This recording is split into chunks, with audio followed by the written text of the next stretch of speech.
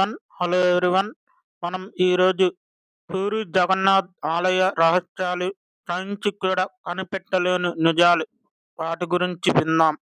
Friends, మనం ఈ video గురించి వినే ముందు మీరు కనుక మా ఛానల్ని సబ్స్క్రైబ్ చేయకపోతే మరిన్ని వీడియోల కోసం బెల్ ఐకాన్ని క్లిక్ చేయండి. ఒడిశా రాష్ట్రంలోని పూరి జగన్నాథ్ ఆలయం గురించి తెలియని వారు ఉండరు. ప్రతి ఏటా అక్కడ జరిగే రథోత్సవం ఎంతో ప్రసిద్ధి కలది. ఈ ఆలయం ప్రాముఖ్యత గురించి అందరికీ తెలిసి ఉండవచ్చు, కానీ అక్కడి ఆశ్చర్యపరిచే నిజాల గురించి మాత్రం అతి కొద్ది మంది మాత్రమే తెలుసు. అవేంటో తెలిస్తే మీరు ఖచ్చితంగా ఆశ్చర్యపోతారు.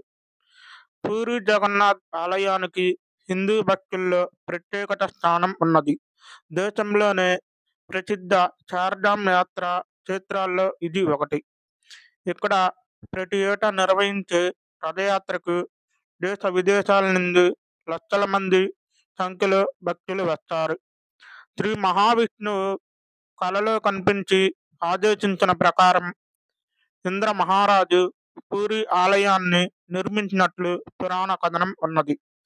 పాండవులు యమరాజు వద్దకు తమ ప్రయాణాన్ని ప్రారంభించినప్పుడు మోస్తానికి చెరువు చేసే చార్ధామ్ క్షేత్రాల్లో ఒకటైన పూరి జగన్నాథ్ ఆలయాన్ని దర్శించుకున్నారట. సైంటిస్టులకు కూడా అంతు చక్కని రహస్యాలతో ఈ ఆలయం ముడిపడి ఉన్నదని చెబుతారు. ఇంతకీ ఆ రహస్యాలు ఏమిటో ఇప్పుడు చూద్దాం. పూరి జగన్నాథ్ ఆలయంపై ఎప్పుడు హిందూ మత సింహాలతో కూడిన జెండాలు కనిపిస్తాయి. ఇందులో ఆశ్చర్యం ఏమున్నది అనుకోకండి, అసలు రహస్యం ఇక్కడే ఉంది. ఆ జెండాలు గాలి వీచే దశలో కాకుండా వ్యతిరేక దశలో రెపరెపలాడుతూ ఉంటాయి. దీని వెనుక రహస్యం శాస్త్రవేత్తలు కూడా కనిపెట్టలేకపోయారు. 20 అడుగుల ఎత్తు, టన్ను బరువు గల సుదర్శన చక్రాన్ని పూరి జగన్నాథ్ ఆలయంపై భాగాన ఏర్పాటు చేశారు.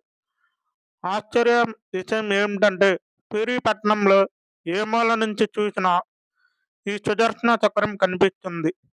ఆలయం పైన ఈ చక్రాన్ని ఉంచిన తీరు ఒక ఇంజనీరింగ్ మిస్టరీగానే మిగిలిపోయింది. ఏ వైపు నుంచి మీరు దీనిని చూసినా అది మీకు అభిముఖంగానే ఉన్నట్లు కూడా అనిపించడం విశేషం. ఈ ఆలయం పైన నుంచి విమానాలు, పక్షులు ఎగరకపోవడం ఆశ్చర్యకర విషయం. మన భారతదేశంలో ఏ ఆలయాల్లోనూ ఇటువంటి అంశం కనిపించడం అరుదు. ఏ ప్రభుత్వము దీన్ని నో ఫ్లయింగ్ జోన్ గా ప్రకటించలేదు. ఏదో తెలియని అతీత శక్తి కారణంగా పూరి జగన్నాథ్ ఆలయం ఇది నో ఫ్లయింగ్ జోన్ గా పరిగణించబడుతుంది. దీనికి శాస్త్రవేత్త వివరణ లేకపోవడంతో రహస్యంగానే మిగిలినది. పూరి జగన్నాథ్ ఆలయాన్ని ఒక అద్భుతంగా చెప్పవచ్చు. రోజులో ఏ సమయంలో కూడా ఈ ఆలయం నీడ కనిపించదు. ఇది ఇప్పటికీ ఇంజనీరింగ్ అద్భుతమా లేక దైవశక్తి కారణంగా జరుగుతుందా అనేది అంతు చక్కని విషయం. జగన్నాథ ఆలయానికి 4 ద్వారాలు ఉంటాయి. వీటిల్లో స్వింగ్ ద్వారం ఆలయ ప్రవేశానికి ప్రధాన మార్గం. ఈ ద్వారం గుండా ఆలయంలో ప్రవేశించినప్పుడు మీరు శబ్ద తరంగాలు స్పష్టంగా వినవచ్చు. ద్వారం నుంచి బయటకు వచ్చాక కాస్త వెనక్కి నడిస్తే బయటకు వచ్చే ఆ శబ్దం మీకు వినిపించదు. ఇది భక్తులకు అద్భుతంలా అనిపిస్తున్నది. సాధారణంగా సముద్ర తీరంలో ఉదయం పూట గాలి సముద్రం నుంచి భూమి వైపు, సాయంత్రం వేళ భూమి నుంచి సముద్రం వైపు వెళ్తుంది. కానీ పూరి క్షేత్రంలో సముద్ర తీరం మాత్రం దీనికి పూర్తి వ్యతిరేక దిశలో వెళ్ళడం ఒక విశేషం. ఇది అంతు చక్కని మిస్టరీగానే మిగిలి ఉన్నది. 45 అంతస్తులు గల ఈ ఆలయం పైకి ప్రతిరోజు ఒక పూజారి ఎక్కి జెండాను క్రమం తప్పకుండా మారుస్తారట. ఈ ఆచారం దాదాపు 1800 ఏళ్ల నుంచి జరుగుతూ ఉన్నది. ఇక్కడ ఒకరోజు తప్పినా అప్పటి నుంచి ఆలయం 18 ఏళ్ల వరకు మూతపడుతుందని నమ్ముతారు.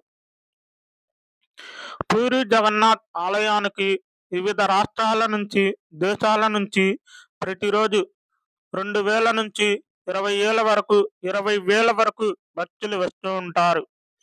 అయితే ఏడాది పొడవునా ఒకే పరిమాణంలో ప్రసాదాన్ని ఆలయంలో తయారు చేస్తుంటారు.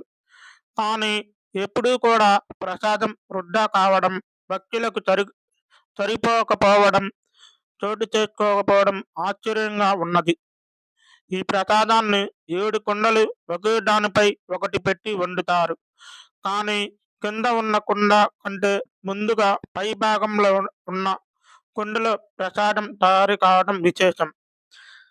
ఈ విధంగా పూరి జగన్నాథ్ ఆలయ రహస్యాలు ఉన్నాయి. అంటే ఈ నెల 27వ తేదీన పూరి జగన్నాథ్ రథ యాత్ర ఉన్నది. పూరి క్షేత్రంలో అది ఒక పండుగలా నిర్వహిస్తూ ఉంటారు. మీరు కనుక ఒరిస్సా వెళ్ళినట్లయితే పూరి జగన్నాథ్ క్షేత్రాన్ని తప్పకుండా దర్శించండి. ఈ గురించి మీ అభిప్రాయాన్ని కామెంట్ రూపంలో తెలియజేయండి. జై జగన్నాథ్ అని కామెంట్ చేయండి. Please subscribe our channel. Thanks for watching.